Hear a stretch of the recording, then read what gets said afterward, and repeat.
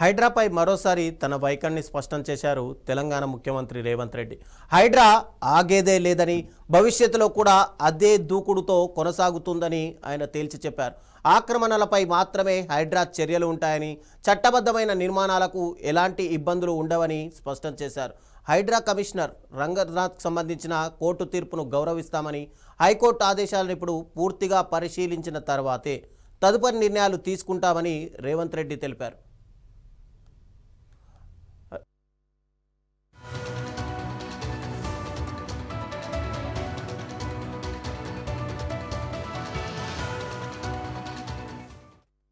కేంద్ర ప్రభుత్వ వైఫల్యం, కేంద్ర మంత్రి రాజీనామా మనం కళ్ళతో చూసినాం. ఇప్పుడు ఈ వైఫల్యాలకు గల కారణాలతో పాటు భవిష్యత్తులో ఈ వైఫల్యాలు జరగకుండా ఉండడానికి తీసుకోవాల్సిన పకడ్బందీ చర్యలను కేంద్ర ప్రభుత్వం చర్చకు పెట్టింది.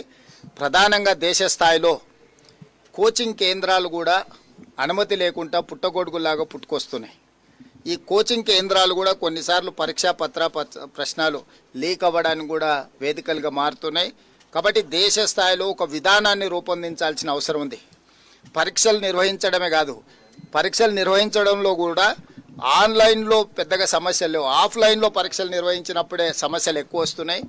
వీటిని దృష్టిలో పెట్టుకోవాలి. కారణమైన వాళ్ళను కఠినంగా శిక్షించాల్సిన అవసరం ఉన్నది.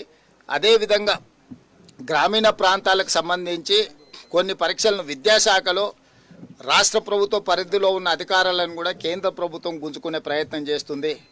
దీనివల్లనే ఇలాంటి గందరగోళమైన పరిస్థితులు ఏర్పడుతున్నాయి. కాబట్టి దయచేసి ఇప్పటికైనా కేంద్ర ప్రభుత్వం బేసిజాలకు పోకుండా ఈ పరీక్షలకు సంబంధించి నీటే కాదు ఇతర పరీక్షలకు సంబంధించి యూనివర్సిటీల మీద ఆధిపత్యం చెలాయించాలని ఏదైతే కేంద్ర ప్రభుత్వం పరోక్షంగా ప్రయత్నం చేస్తుందో వీటిని మానుకోవాలి. విద్యను వీలైనంత వరకు రాష్ట్ర పరిధిలో రాష్ట్ర ప్రభుత్వం నిర్వహించే విధంగా ఉంటే తప్పిదాలు తక్కువ జరగడానికి అవకాశం ఉంటాయి. వీటన్నింటికి సంబంధించి సభలో చర్చ జరగాలి. ఈ చర్చల సారాంశం విద్యార్థులకు మేలు జరగాలి. ఇదే మా ప్రభుత్వం భావిస్తుంది. మరోవైపు డబ్బులు తీసుకొని సోషల్ మీడియాలో హైడ్రా పైన తప్పుడు ప్రచారం చేస్తున్నారని చెప్పి సీఎం ఆరోపించారు. ప్రజలను తప్పుదోవ పట్టించే ప్రయత్నాలు చేసిన హైడ్రా పనులు మాత్రం ఆగవని, ప్రభుత్వ భూములు, చెరువులు, కాలువలు ఆక్రమణల తొలగింపులో ఎలాంటి వెనుకడుగు కూడా ఉండదని ఆయన స్పష్టం చేశారు. ఇదే సమయంలో కేంద్ర మంత్రి శివరాజ్ సింగ్ చౌహాన్తో భేటీ సందర్భంగా తెలంగాణకు ఇళ్ల కేటాయింపు కానీ, ఉపాధి హామీ, ఇందిరమ్మ ఇళ్లకు కేంద్ర పథకాల అనుసంధానం వంటి అంశాలను కూడా సీఎం ప్రస్తావించారు. అయితే హైడ్రాపై సీఎం చేసిన తాజా వ్యాఖ్యలు ఇప్పుడు తెలంగాణ రాజకీయాల్లో మరోసారి చర్చనీయాంశంగా. అయితే సీఎం చేసిన ఈ వ్యాఖ్యలపైన మా బ్యూరో చీఫ్ రాజ్ కుమార్ మరిన్ని వివరాలు అందిస్తారు. రాజ్ కుమార్, చెప్పండి. ఒకవైపు హైడ్రా కమిషనర్ పైన వేటు పడింది, ఇక హైడ్రా కార్యకలాపాలు మొత్తం కూడా ఆగిపోయే అవకాశాలు ఉన్నాయి అని చెప్పి చాలా వరకు ప్రతిపక్షాలు కూడా చెప్తున్నాయి. కానీ ఇప్పుడు సీఎం ఏకంగా వ్యాఖ్యలు చూస్తుంటే గనక హైడ్రా ఎక్కడ ఆగదు, హైడ్రా తన పని తాను చేసుకుపోతుంది, చట్ట ప్రకారమే హైడ్రా పనిచేసింది అని చెప్పి సీఎం వ్యాఖ్యలు చేశారు. ఎలా చూడాలి?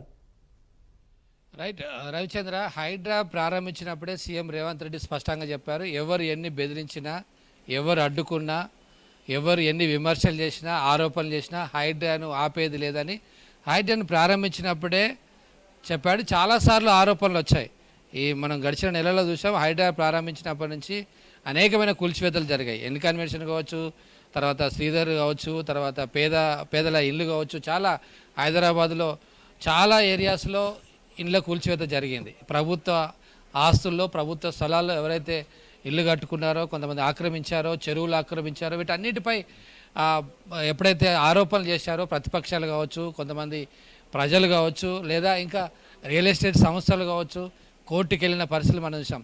ఈ అన్ని ఆరోపణలకు సమాధానంగా ముందే చెప్పారు, నేను ఎట్టి పరిస్థితులు ఆగనని. అయితే ఇప్పుడు తాజాగా స్వయంగా హైకోర్టు జోక్యం చేసుకున్న పరిస్థితి మనం చూసాం. చాలామంది హైకోర్టుకు వెళ్ళారు. కొన్నిసార్లు రంగనాథ్కు సీరియస్గా వార్నింగ్ ఇచ్చిన పరిస్థితి, శనివారం ఆదివారం ఎందుకు కూల్చివేస్తుందని కూడా హెచ్చరికలు చేసిన పరిస్థితి. కానీ ఎక్కడా వెనక్కి తగ్గకుండా హైడ్రా ముందుకెళ్తూ వస్తుంది. పెద్ద పెద్ద బుల్డోజర్లను, సపరేట్ పోలీస్ స్టేషన్ను, సపరేట్ ఒక యంత్రాంగాన్ని తయారు చేసుకున్న పరిస్థితి. అంటే ప్రభుత్వం, సీఎం రేవంత్ రెడ్డి ఒక ప్రతిష్టాత్మకంగా తీసుకున్నాడు ఈ ప్రాజెక్ట్ అని చెప్పొచ్చు మనం. ఎందుకంటే చెరువులు, కుంటలు, నాలాలు అన్నీ కబ్జా అవుతున్న సందర్భంలో హైదరాబాద్ మొత్తం ఇవాళ మునిగిపోయే అవకాశాలు ఎక్కువగా ఉన్నాయనే సమాధానంతో హైడ్రా ప్రారంభించారు. కానీ ఇప్పుడు కొంతమంది కోర్టుకు వెళ్ళారు. కోర్టు చాలా సీరియస్గా వార్నింగ్ ఇచ్చింది. మనం చూసాం నిన్న చాలా హాట్ కామెంట్స్ కూడా జరిగింది. హైకోర్టు సీరియస్గా రంగనాథ్ను తీసేయండి, రంగనాథ్ ప్లేస్లో ఇంకొక వ్యక్తిని పెట్టండి, ఒక ఐజీ అధికారిని పెట్టండి. ఆయన స్వభావము లేకపోతే ఆయన పనితీరు, ఆయన యొక్క రిప్లై సరిగా లేదు, కోర్టులకు ఆయన రిప్లై సరిగా ఇవ్వట్లేదు, మర్యాద ఇవ్వట్లేదు. కాబట్టి ఒకవైపు హైడ్రా వ్యవస్థని విమర్శన చేస్తూ ప్రత్యేకంగా దానికంటే ఎక్కువగా రంగనాథ్పై విమర్శలు చేసిన పరిస్థితి చూస్తాం. గతంలో కూడా రంగనాథ్ కోర్టుకు వెళ్ళారు చాలాసార్లు. కానీ ఇటీవల కొన్ని ప్రైవేటు వెంచర్లు సీరియస్గా కంప్లైంట్ చేయడం జరిగింది.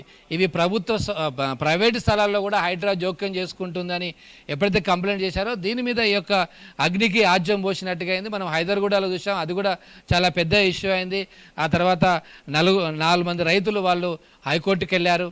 ఇలా మొత్తం హైదరాబాద్ వ్యాప్తంగా చూసినట్టయితే చాలామంది కోర్టుకు వెళ్ళడము, స్టే ఆర్డర్లు తీసుకురావడము, ఆ స్టే ఆర్డర్లను కూడా పక్కన పెట్టి హైడ్రా బుల్డోజర్లు వెళ్ళడము, రాత్రి కూల్చేయడం, వీటన్నిటిని హైకోర్టు తప్పుపట్టిన పరిస్థితి మనం చూసాం. కానీ ఇప్పుడు సీఎం రేవంత్ రెడ్డి తాజాగా మనం వ్యాఖ్యలు చూస్తే నిజంగా ఇప్పుడు తెలంగాణ రాజకీయాల్లో అదే హాట్గా మారిపోయింది. ఇప్పుడు ఢిల్లీలో పర్యటనలో కొన్ని అభివృద్ధి కార్యక్రమాలకు కేంద్ర మంత్రులతో మాట్లాడడానికి ఢిల్లీకి వెళ్ళిన రేవంత్ రెడ్డి నిన్న హైకోర్టు చేసిన వ్యాఖ్యలకు రిప్లై ఇచ్చారు. జనరల్గా ప్రభుత్వ అధికారులపై కోర్టులు ఇలానే విమర్శలు లేకపోతే ఆరోపణలు లేదా సీరియస్ అవ్వడం కామన్. గతంలో సోమేష్ కుమార్ మీద 400 కేసులు ఉన్నాయి.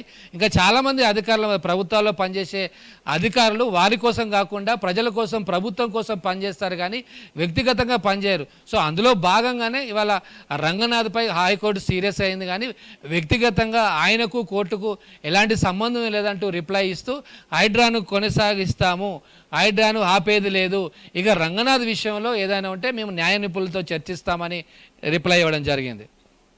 అంటే ఇక్కడ హైడ్రా తీసుకుంటున్నటువంటి ఏవైతే చర్యలు ఉన్నాయో ఆ చర్యలు పూర్తిగా ఆగిపోయే అవకాశాలు అయితే మనకు స్పష్టంగా కనిపించట్లేదు.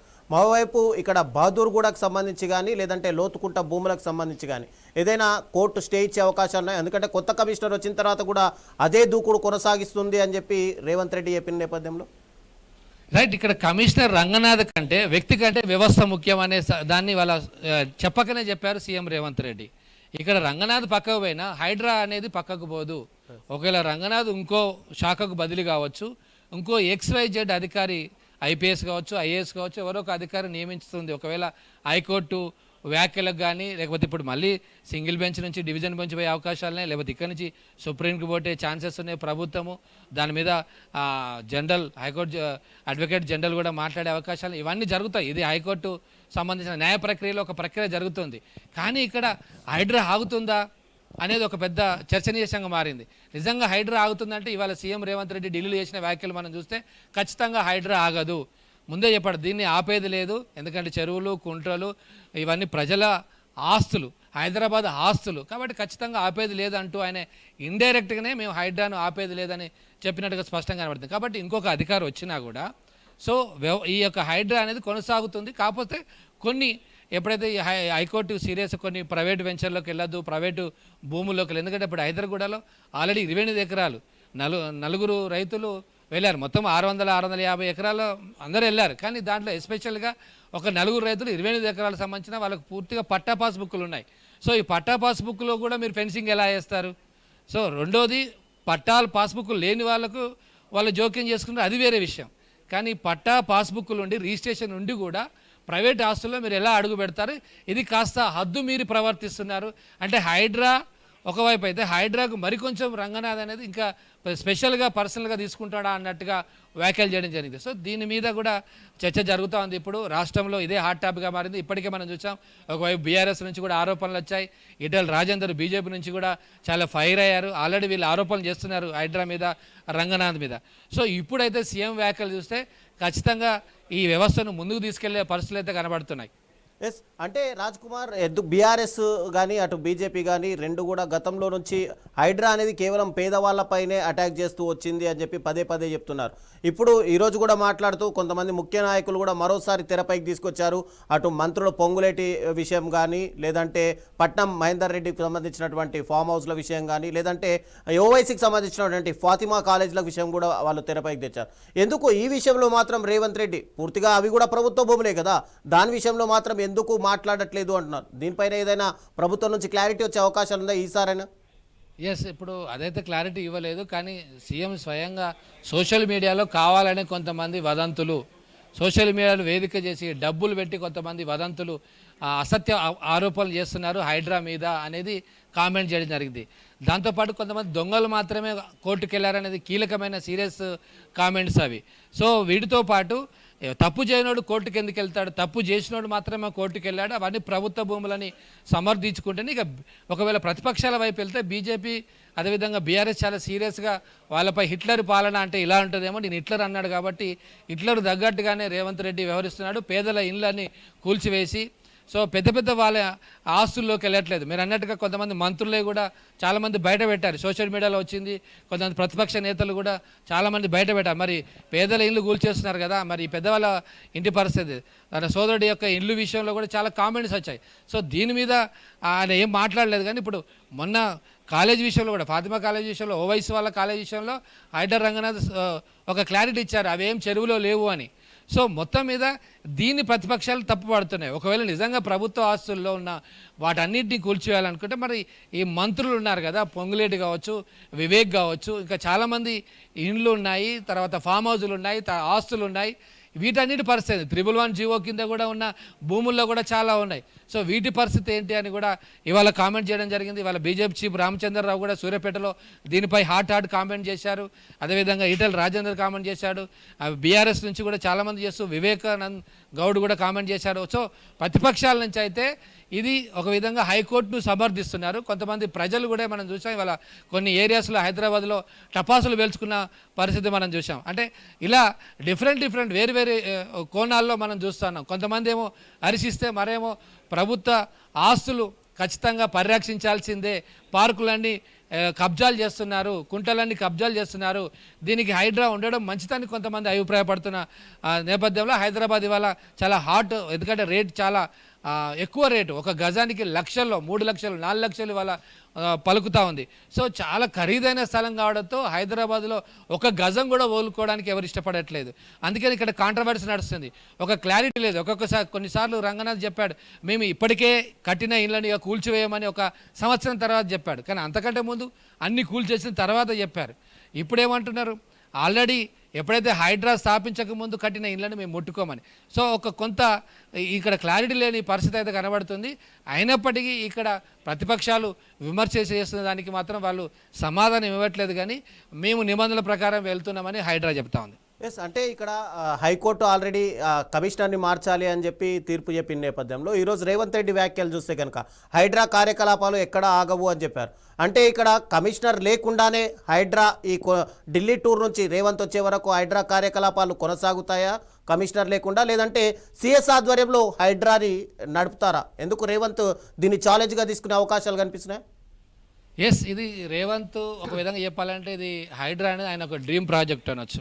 కొంతమంది చెప్తుంటే ఇది డ్రీమ్ ప్రాజెక్ట్, నా మూసీ నది ప్యూరిఫికేషన్ కూడా, అది కూడా మూసీ సుందరీకరణ నా డ్రీమ్ ప్రాజెక్ట్ అంటాడు. ఫ్యూచర్ సిటీ కూడా ఆయన ప్రతిష్టాత్మక తీస్తున్నాడు. దాంతోపాటు హైడ్రా మీద చాలా ఆయన ఒక పర్సనల్గా తీసుకుంటున్నట్టుగా మనకు కనబడుతుంది. అంటే ఆయన చెప్పే స్టాండ్కి కూడా, ముఖ్యమంత్రి చెప్పేదానికి కూడా చాలామంది సమర్థిస్తున్నారు, కొంతమంది వ్యతిరేకిస్తున్నారు. ఎందుకంటే ప్రభుత్వ స్థలాలు, పార్కులు, తర్వాత వీటన్నిటిని కబ్జా చేస్తున్నారు. రియల్ ఎస్టేట్ వ్యవస్థ హైదరాబాద్లో మొత్తం విస్తరించిపోయి కబ్జాలు చేస్తుంటే దానికి కొంతమంది సహకరిస్తున్న పరిస్థితి మనం చూసాం. సో దాని మీద ఉక్కుపాదం మోపే ఆలోచనతో ఈ హైడ్రా వచ్చింది.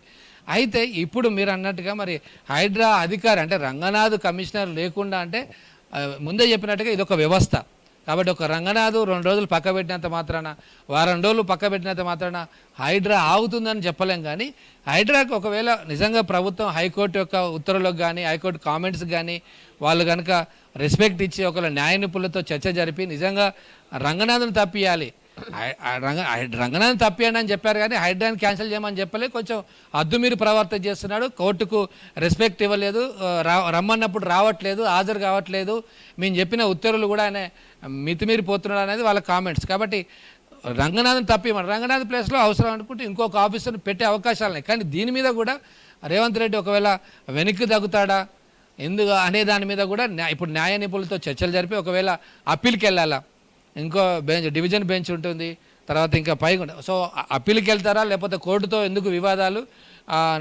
రంగనాథుని పక్కన పెట్టి ఇంకొక ఎవరైనా సిన్సియర్ ఆఫీసర్ను వెతికే ప్రయత్నం చేస్తున్నారని కూడా ఒక టాక్ వస్తుంది. ఇప్పుడు ఢిల్లీలో ఉన్నాడు కాబట్టి ఢిల్లీలో కూడా కొంత హైకమాండ్తో చర్చ జరుగుతుంది. ఎందుకంటే ఇది చాలా ప్రెస్టీజ్ ఇష్యూ, చాలా పెద్ద అంశం. కాబట్టి ఢిల్లీలో ఉన్నాడు కాబట్టి ఢిల్లీలో రాహుల్ గాంధీ వీళ్ళందరితో చర్చలు జరిపి స్టేట్కి వచ్చిన తర్వాత క్యాబినెట్తో కూడా చర్చ జరిపే అవకాశం ఉంది. తర్వాత ఈయన ఉంచాలా, తీసేస్తే ఇంకో అధికారిని పెట్టాలా, ఏం చేయాలనేది ఒక ఆలోచన చేసే అవకాశం ఉంది. Thank you Raj Kumar.